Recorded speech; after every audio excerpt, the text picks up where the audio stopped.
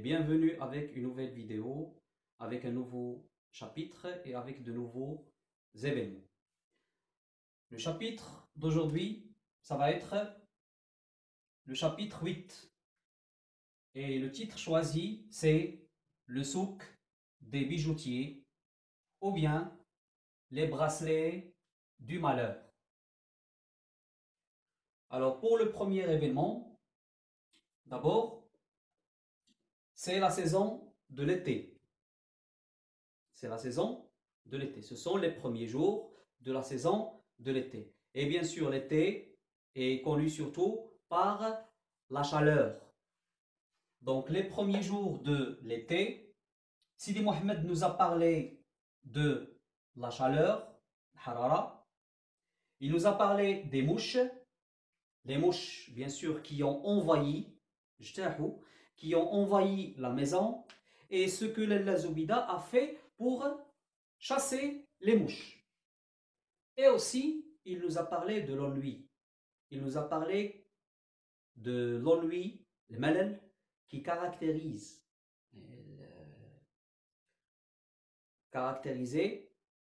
yumayiz. D'accord? Le malal a dit yumayiz. L'ennui qui caractérise les jours qui ont suivi la Ashura. À cause de la chaleur, ici, s'il vous plaît, c'est le msid. Alors, pour le premier événement, le lieu, c'est la maison.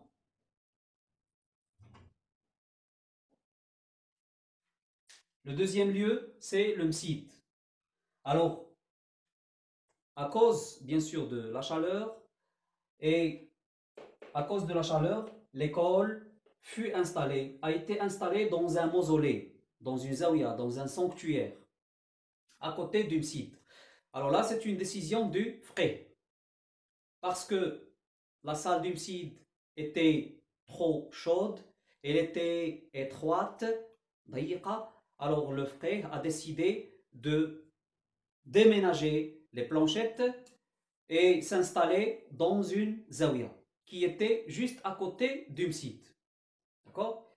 Sidi Mohamed nous a parlé de cette nouvelle salle. D'accord? C'est une salle, premièrement, qui était vaste, qui était éclairée, qui était fraîche. Alors, il y avait une bienveillance sur le visage du frère. Alors là, ce sont, s'il vous plaît, des facteurs, awamil, ce sont des facteurs qui ont poussé Sidi Mohamed à aimer l'école. Alors, c'est grâce à ces facteurs que Sidi Mohamed commence à aimer l'école, il commence à aimer le frère. Et cela avait des effets positifs. Avait des effets positifs sur sa santé physique et aussi sur sa santé morale. Donc Sidi Mohamed commence à aimer l'école et à apprendre facilement le Coran. Alors Sidi Mohamed n'a plus cette difficulté à apprendre le Coran. De 10 lignes, il passe à 15 lignes. Alors là, dans la première salle, il apprenait 10 lignes sur sa planchette avec une grande difficulté. Mais après le changement de salle, il a commencé à apprendre le Coran facilement. Le frère et le père sont fiers. Ils sont fiers de Sidi Mohamed qui fournit un grand effort.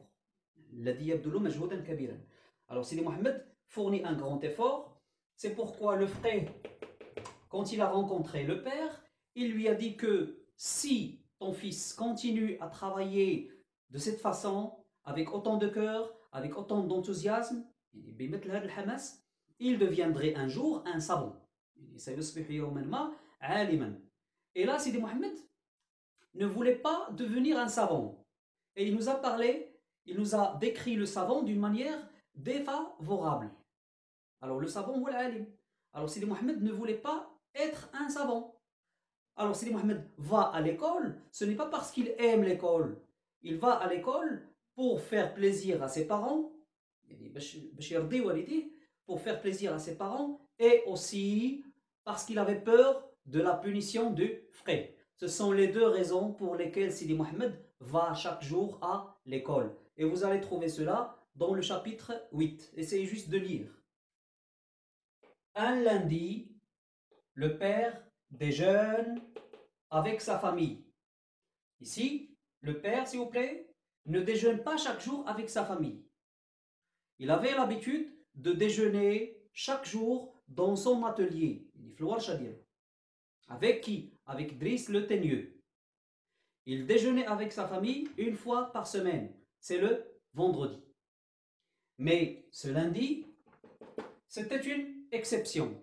Pourquoi? Parce que Driss le teigneux, l'apprenti, le ta'allam, est en voyage. Pourquoi est en voyage? Parce que sa mère est morte.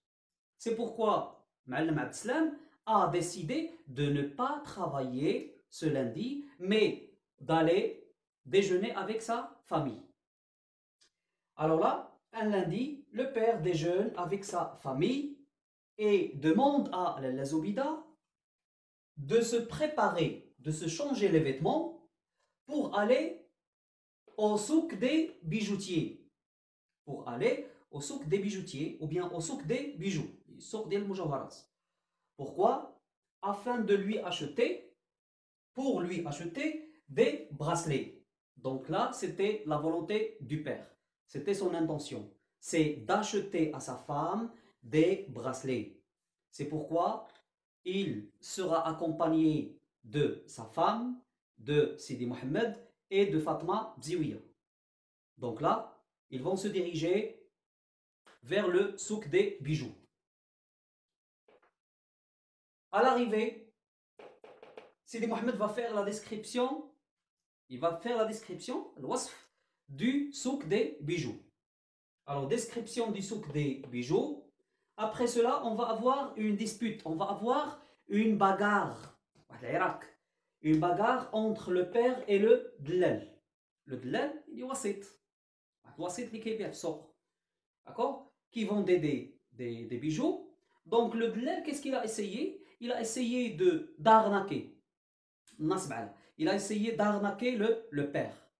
Mais bien sûr, le père l'a trouvé et là, il y avait une grande bagarre entre les deux. Lalla Zoubida, Sidi Mohamed, Fatma Bziouia ont commencé à pleurer, ils étaient très tristes, ils ont attendu le père, mais bien sûr le père n'est pas revenu. C'est pourquoi Lalla Zoubida a décidé de rentrer à la maison, attendre le père. Alors là, Lalla Zoubida refuse les bracelets. Pourquoi? Sous prétexte qu'ils sont un porte-malheur. Alors le Zobida pense que ces bracelets lui portent du malheur. Ce sont maudits. Il y a des bracelets maudits. D'accord? C'est pourquoi il a décidé de ne pas les porter. Et il a demandé au père de les vendre le lendemain. Le père a refusé cette idée. Pourquoi? Parce que le père ne croyait pas aux superstitions. Il ne croyait pas à ces fausses croyances. Pour le père, ce sont des fausses croyances. Le père, c'est un croyant. Il croit en Dieu. Donc, maladie du narrateur. Sidi Mohamed va tomber malade. Il va voir des cauchemars, il y a des kawabis. Il va voir beaucoup de cauchemars. Alors, Lalla Zoubida il va expliquer la maladie de Sidi Mohamed par ces bracelets-là. Il va dire que c'est à cause des bracelets que Sidi Mohamed est tombé malade. Par contre, le père n'a pas cru à ces idées de Lalla Zoubida. Parce que le père, comme on vient de le signaler, c'est un croyant. Un croyant qui croit à Dieu. Il ne croit pas aux fausses croyances. Donc, maladie du narrateur. Après, on va avoir la visite de l'Aïcha. L'Aïcha va rendre visite à l'Azobida pour lui annoncer une nouvelle. Une mauvaise nouvelle. Quelle est la nouvelle annoncée par l'Aïcha? Alors, visite de l'Aïcha qui annonce à l'Azobida quoi? Le remariage. Le mariage, le deuxième mariage. De qui? De Moulay al-Arbi. Avec qui? Avec la fille du coiffeur. Donc là, c'était la nouvelle, la mauvaise nouvelle annoncée par l'Aïcha. C'est dans le chapitre 8. Rappelez-vous. Donc, Moulay al-Arbi, va décider de se marier une deuxième fois, de chercher une deuxième femme. Pourquoi? Parce qu'il voulait avoir des enfants. Parce qu'il n'avait pas d'enfants avec sa femme, Aïcha, qui était une femme stérile. Elle était une femme stérile, qui n'avait pas d'enfants. Moulay Arbi, c'était la raison pour laquelle a cherché une deuxième femme. C'est pour avoir des enfants. Donc Aïcha était triste, était inquiète, parce que son mari l'a abandonnée pour chercher une deuxième femme. C'est pourquoi elle est venue dans ce chapitre rendre visite à Aïcha pour lui annoncer cette nouvelle. Donc s'il vous plaît, le chapitre va se terminer, rappelez-vous bien que ce chapitre se termine par l'annonce du remariage de Moulay Arbi et aussi par la maladie de Sidi Mohammed. Pour les lieux, on a s'il vous plaît 3 lieux dans ce chapitre. On a la maison, on a l'école, le msid, et la nouvelle école qui est le mausolée. Et aussi on a le souk des bijoux. 3 lieux, rappelez-vous. Pour le souk des bijoux, on va avoir le champ lexical des bijoux. D'accord? Et on peut avoir aussi, on peut dire qu'on a ici le champ lexical du commerce. Parce qu'on va avoir les boutiques, on va avoir les marchandises, on va avoir les bijoux, on va avoir les clients, on va avoir le dlal, on va avoir... D'accord? Alors là, c'est le champ lexical du commerce. Donc, s'il vous plaît, ça va être le champ lexical dominant dans ce chapitre. C'est le champ lexical des bijoux. Rappelez-vous. Alors, c'est la fin de notre vidéo. Et ce que je vous demande, s'il vous plaît, c'est de relire les événements, d'essayer de les comprendre. Alors, s'il y en a, s'il vous plaît, quelques-uns qui n'ont pas compris tel ou tel événement, alors là, laissez-moi des commentaires, laissez-moi des questions qui seront bien sûr les bienvenues.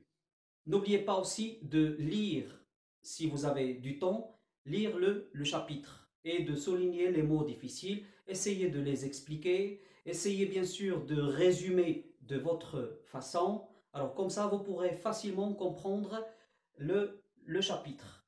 Une autre chose, avant de terminer, c'est que vous allez trouver les événements dans la description. Alors essayez de voir les événements dans la description, vous pouvez les copier. Et aussi, je vais vous laisser un lien dans la description, un lien d'une page Facebook, alors, où vous allez trouver des documents à télécharger.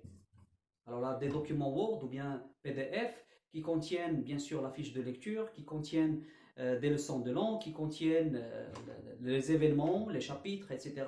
Alors essayez s'il vous plaît de consulter la page et de télécharger les fichiers dont vous avez besoin. Alors merci encore pour votre attention et attendez une prochaine vidéo. Merci bien.